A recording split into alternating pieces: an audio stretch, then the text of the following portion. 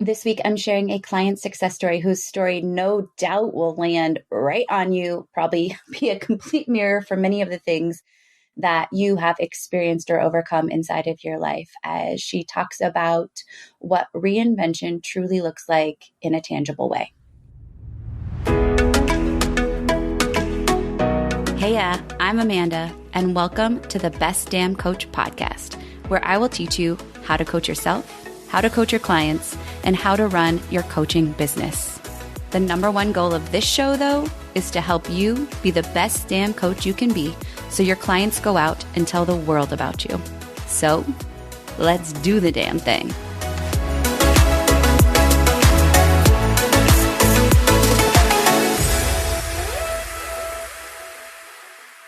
Before we dive into this week's episode, I want to invite you to come join some of the best damn coaches out there. That is what we are creating inside the BDC.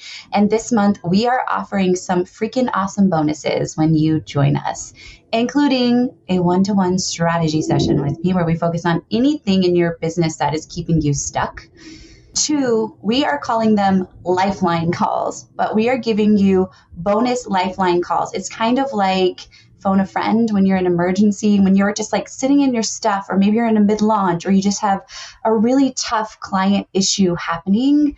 We are offering lifeline calls to you when you join. So you can reach out to me, and within 48 hours, I will be there with you to support you. And man, I wish honestly that this would have been an offering to me at points in my business, because I have desperately needed this. In addition to that, we're also giving you access to the 4 steps to creating a successful financial plan inside your business. We want you, the moment you make your first dollar, to know what you should be doing with it, what taxes look like, what kind of accounts you should be putting it in, how much money should be saved for, investing in your business versus what you pay. Those like really simple questions that we get so far in business that we forget to answer for ourselves. So we have amazing bonuses right now. We want you to become a part of a community of talented coaches that care about the people they serve, who want to be better coaches, who want to create a constant stream of clients that are literally knocking at their door. So to learn more, head on over to amanda-walker.com/bestdamncoach, and you can see how the community is created, how we meet, everything that's included in addition to these exclusive bonuses that are available this month only. Welcome all to this week's episode of the Best Damn Coach podcast. As I always say at the beginning of these episodes, they are my favorite because this week is a client success story. I'm so excited to be joined by Aurie Riley. I'm going to let her talk in just a moment about who she is and what she does, but I distinctly remember this memory of you. I was hosting for a while First Fridays, which were just Friday open coaching calls. And I believe that's the first time I ever got to see your face like live, and you attended those. And I just remember the first time you hopped on one of those calls and you were just like this fresh energy of like, you were a sponge. You were like, I just want to know all the things, because you're just starting a business. You have a toddler. You transitioned out of a career in engineering.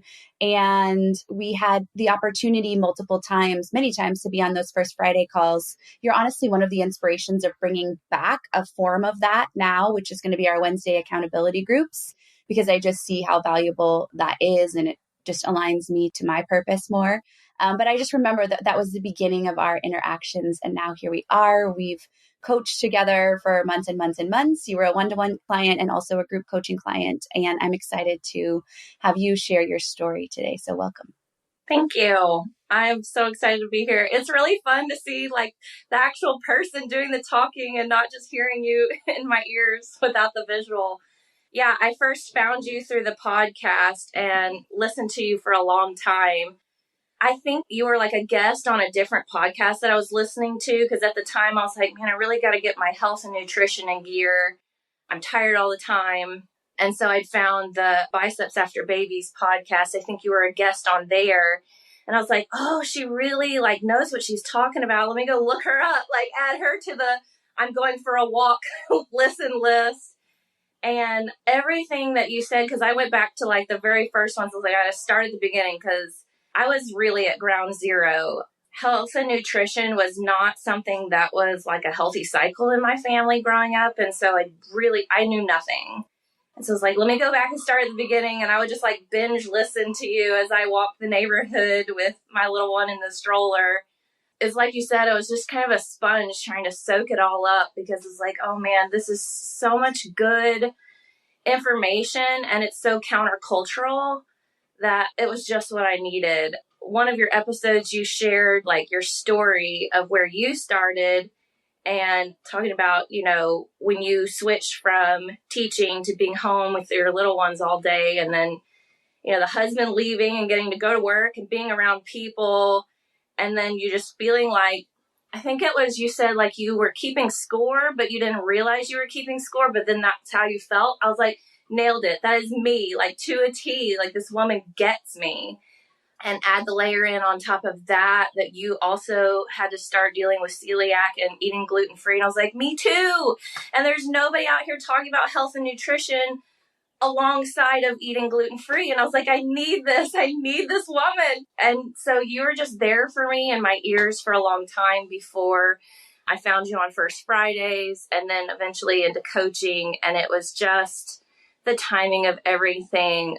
Your podcast a lot of times is the baby steps, I feel like, that people need first to start absorbing in bite-sized pieces before taking the deep dive. So I am just forever grateful that I found you, because I really was at kind of my all-time low, like kind of this pit of COVID had happened. We were in a new house in a new city. I had no friends.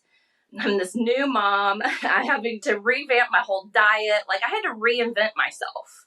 So I was kind of at the rock bottom, and I just felt like you were there with me, pulling me up through my earbuds.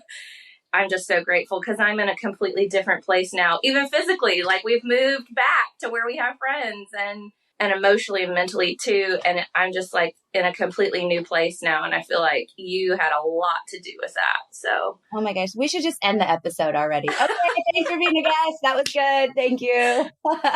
Yeah, that was so good. I mean, thank you for being candid and vulnerable. And I think, we talk, it can be whatever the podcast is about, right? Business, coaching, performance, or health, nutrition, whatever the container is of the podcast, it's really irrelevant, because what I think ends up bringing us to each other is our stories, and being able to go, oh, she does get me, and she's been there, and she knows what it's like to have a husband who's never home, to be able to have to coach herself, to raise children, to have dreams and goals, and figure out how to balance those with wanting to be, a wonderful mom at the same time. And I think so many of our listeners can relate to that scorekeeping that definitely resonated with you.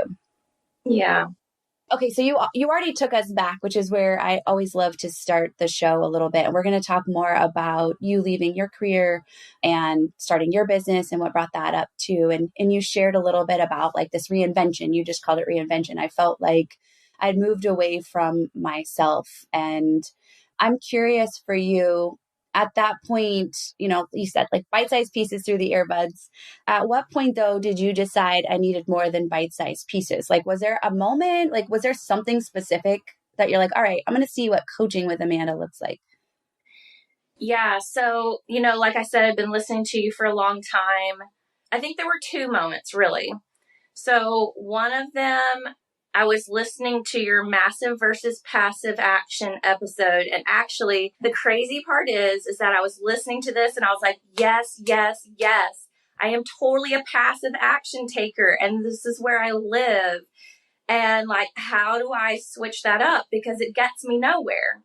And then you may not realize this, but at the end of that episode, you read my review of your podcast. Oh my gosh, that's crazy. Yeah, and it's the only review I've ever bothered to take the time for, because I'm so busy. And I know I should review some other ones that have been really great, but your podcast, like I said, was so life-changing for me and so helpful. I was like, she has to know. She has to know how I feel. And then you read it on that episode, and I just felt like hearing my words through your voice, I was like, this is the partnership I need. Because it was your information, and then you took the time to acknowledge, my words and where I was at. And it just, I don't know, the puzzle pieces like clicked right then. And it was still a little while longer before I could kind of talk myself into at least having the conversation with you about what coaching looked like, because I knew that it would be a large financial investment. I just didn't know exactly. And both me and my husband struggle a lot with money scarcity mindset. And so I was really afraid. But I just had this moment towards the end of that year. I was like, it's going into a fresh year. And if I don't do something, nothing's going to change. And so I was like, you know what? It doesn't hurt just to hop on the phone and talk to her. And so I don't know if it was like, I know we talked over your holiday break, but I think it was like late one night, like I had worked up the nerve and I just like booked the appointment before I could chicken out. And I was like, I'm just going to talk on the phone. I honestly think it was like Christmas Eve and we had some sort of scheduling snafu that we really didn't plan on taking calls. When I saw the call and my OBM was like, you have a call. I was like, what? It's Christmas Eve. And you're like, I had the nerve. I had to do it. And I was like, all right, let's go. I'm here for you. Yeah. And sometimes I've just had to learn to like embrace that. Like, you know, when the gut says go, you just got to go and just do the thing.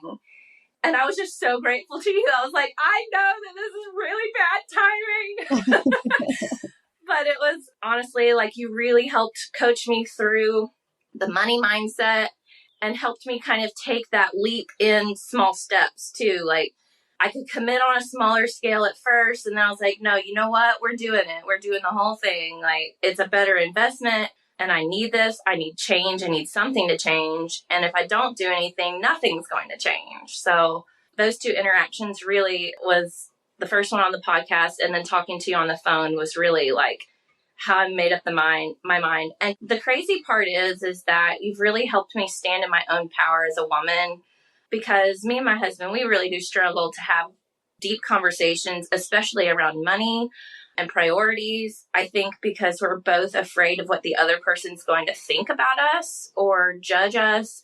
And I know that both of our priorities and our spending habits are so polar opposites. And the crazy part is that when I told my husband, he was like, okay. And that was like the end of the conversation. I was like, okay, thank you. And also, all right, my mind is just blown now. But that was kind of the end of it. But it made me feel really relieved and really good.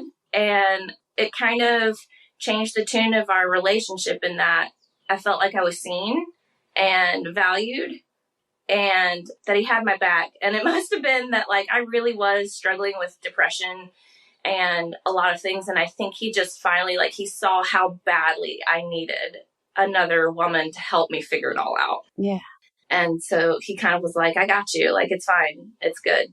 I had no idea about that episode with your review. Just hearing you say that, I was teary-eyed, all the little... Yeah. Like, I pulled it up. I was like, I need to go back and read it. It was basically everything I said, you know, like just reinventing myself. And then the timing of all of it with COVID, a new diet, a new baby. I'd left a job that I was absolutely super passionate about and loved the people. The people were like my family. It's not every day you find a work environment like that. And it was really fun. So having left all of that, it just put me in this place where I was like, it was, like I said, just rock bottom. And the way it clicked together was, I just think timing of everything, it doesn't happen by accident. And sometimes too, you just have to give it time. I think your podcast is valuable and your first Fridays were really valuable because they gave me the time I needed to kind of cook a little bit. Then when the timing is right, things will just happen. Oh, there's so many nuggets in that. So what I want to reiterate is needing the time to cook. So that's why if you're listening and you just want to be in that space to learn, to be coached or listen to others, you know, and be in community, please come. This is shameless plug to Wednesdays, our Do the Damn Thing communities.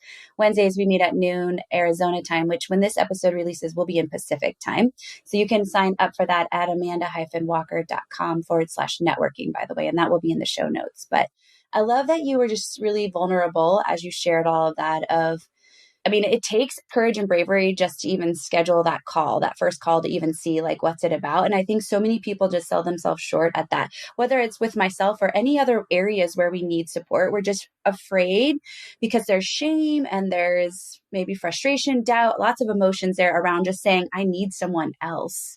And to schedule that first session, I think it's so awesome of you to just acknowledge like that energy of just showing up for yourself first and foremost. And then, right, second conversation is when you've never invested in yourself. And I don't think you'd done any other coaching before our coaching, right? Formally.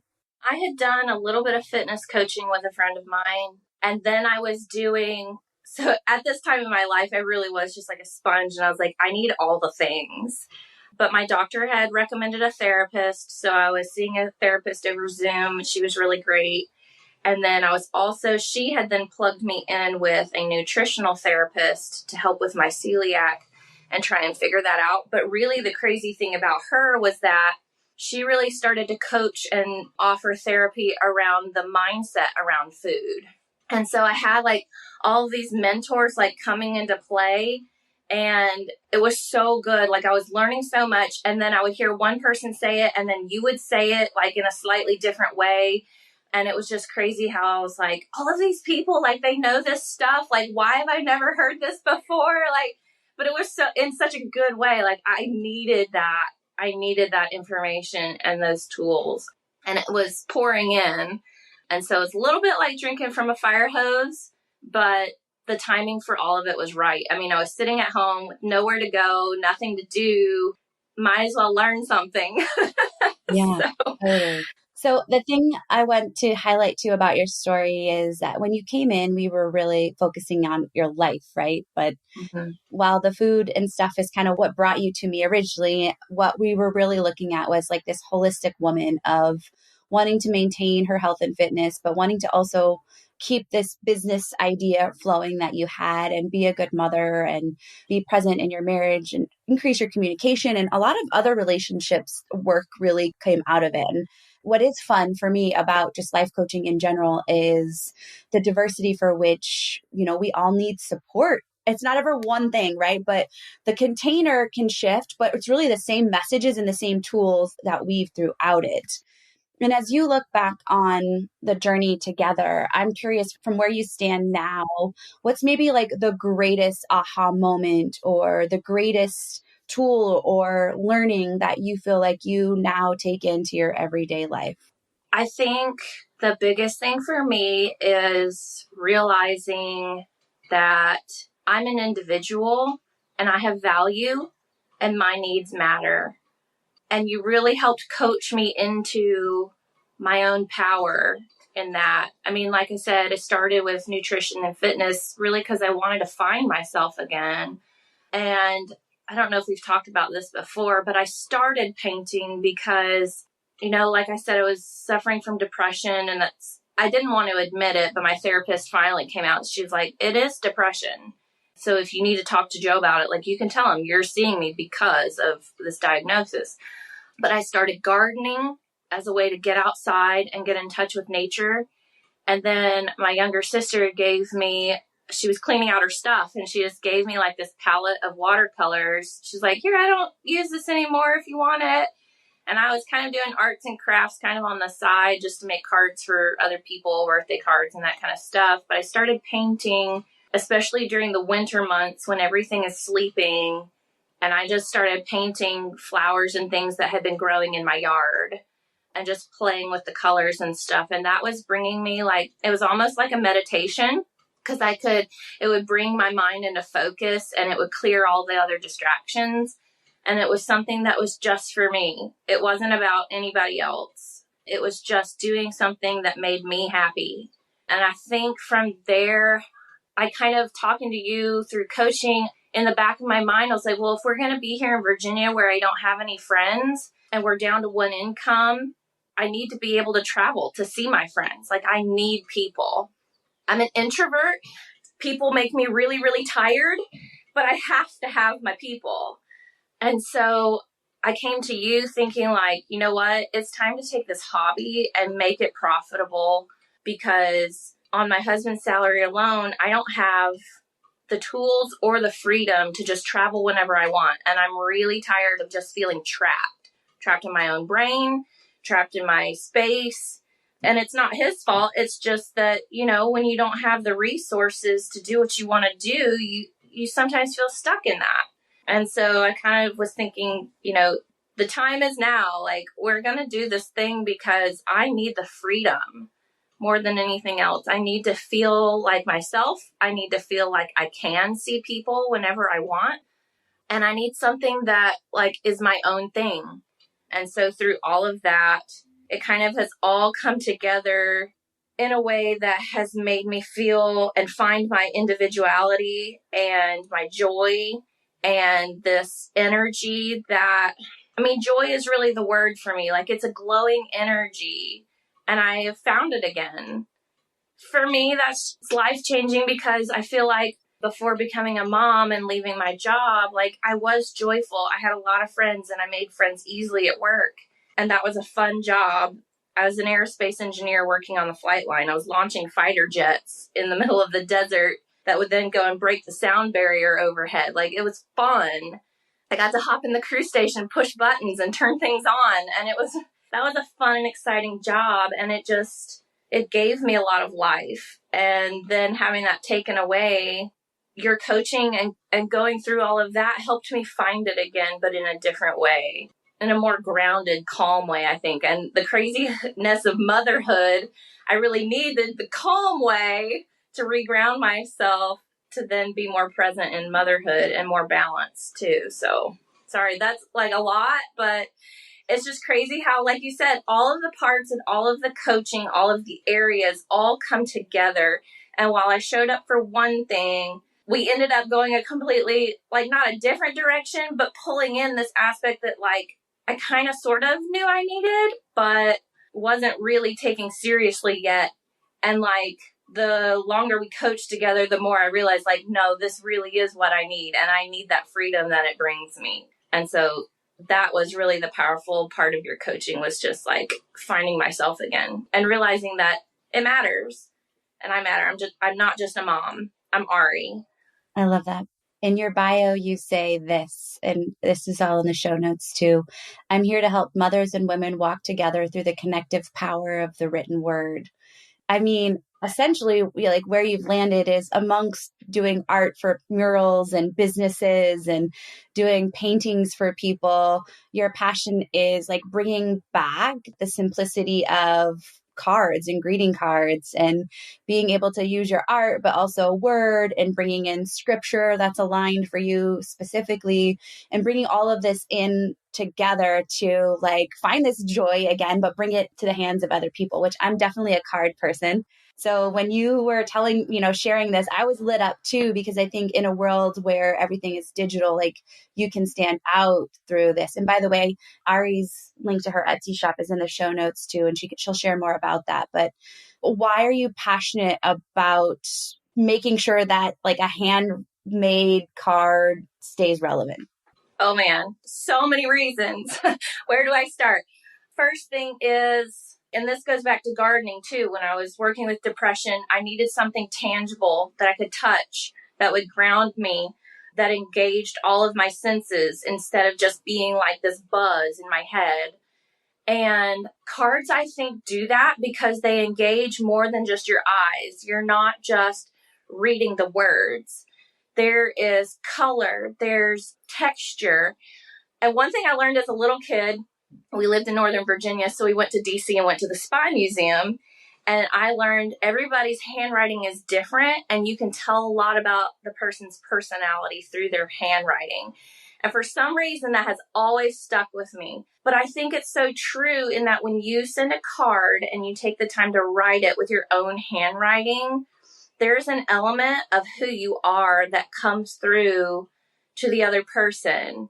And it differentiates you from anybody else. When I get mail from my mom, I don't even have to read the return address. I know who sent it, her handwriting.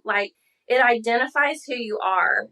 Some of the most valuable, precious pieces of mail that I have saved have been notes from, my grandparents, my grandmother who's not here anymore. Those are things that people save and hold on to because it's more than just what's written down on paper. It's their personality, and it's in the way they wrote it.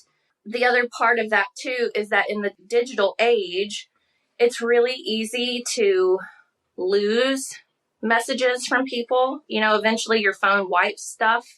And while, yes, you can like lose mail and stuff and cards that you hold on to too, like through tragedy, fire or whatever, those notes though last longer. You can hold on to them. And for me, I would go back sometimes and read uplifting cards that people had sent me over and over again. Sometimes in the middle of the night when nobody else is awake, you can go in there and pull something that says exactly what you need in that moment. And you can't always do that through text and email. Like, people aren't always going to be awake. And so to have something written that you need to hear, you can always go back and pull it when you need it. And it just helps. It just helps people. Mental health is really important. And I think cards play an important role in that because we're human beings and we need connection. I think the digital age is helpful in that, like, we can Zoom, we can see each other face to face and talk, but we're not always available. But a handwritten note you've sent somebody is always available. I just think that's really important. COVID really drove that home for me. I was writing more cards than ever, and I just realized if I need this, like, other people do too. We're just humans, and we need each other, especially moms in motherhood, like trying to do this. It's so lonely sometimes. And so just having notes from your friends, even if it's just like, you're doing a great job and you're an awesome mom. Like, that's a simple 2-phrase thing that you can send somebody. It might take you 30 seconds to write it and stick it in the mail. But I'm telling you, like, people will pull that out over and over again just when they need like a little shot of encouragement. Yeah. 2 things I want to say is I keep a little file of all the cards clients have sent me, or I keep my kids' stuff separate. And though when I do fill those spaces, I'm like, go back and I'm reminded, okay, what's my purpose here? What's my purpose here? Why am I doing this work? But I think kids are a great example of this, because when my kids get something in the heart, like, in the mail, they're like, oh my gosh, like, look at this, especially for them, because it seems so foreign, because they're used to receiving so, like, their life is online. To be able to show evidence of that and keep that alive, I think is super special. And now you are bringing that joy to yourself, but because you're also able to deliver it to others. And so you have a host of different types of cards that everybody here can check out online at your Etsy store. Will you just give us your Etsy handle too, or how they can find you on Etsy? I don't know exactly how Etsy works. Yeah, so it's www.cleanslatecreations, all one word, .etsy.com is the easiest way to find me. I'm also on Instagram at Clean Slate Creations. And so I love posting on there and sharing because, on Instagram, I can share videos and process. I can show you like how I'm actually painting these cards, and I get a lot of joy from that. And then my actual watercolor paintings, then I get high quality prints of to turn into greeting cards. And in high school, I worked at Staples and became a total like paper nerd. And so quality really matters to me. And so my sources, like, they're all within the United States because I think that's really important to me. I want to support other local people who are also trying to just make it. I'm also trying to make sure that they have high quality paper so that, like I said, it's touch and feel too that comes through the mail, and that tactile sense engages your senses when you open it. I think that's also very important. I try and do like trial runs to see, like, when it comes in the mail, like, how do I feel when I touch it and see it? Are the colors as vibrant as I want them to be? How does the card actually make me feel like when I'm holding it in my hands? So all of that comes together to offer something that's, not to like brag, but it's a lot sturdier and a lot more beautiful, I think, than what you find in the store. A lot of my designs also are blanks because the cool part is that because they are printed on such high quality paper, you can actually frame them and hang them on your wall if you want some artwork. And then the note is inside, from whoever sent it to you. So you can always take it out of the frame and reread the note and put it back. But it's artwork too if you want, a high quality print to hang on your wall. So it serves a lot of different functions within your home. So And I love it because you are in your repurposed like backyard shed. If you watch the video from YouTube, she's like totally made this art studio. She's got these beautiful paintings behind her, and we can hear the birds chirping in the back.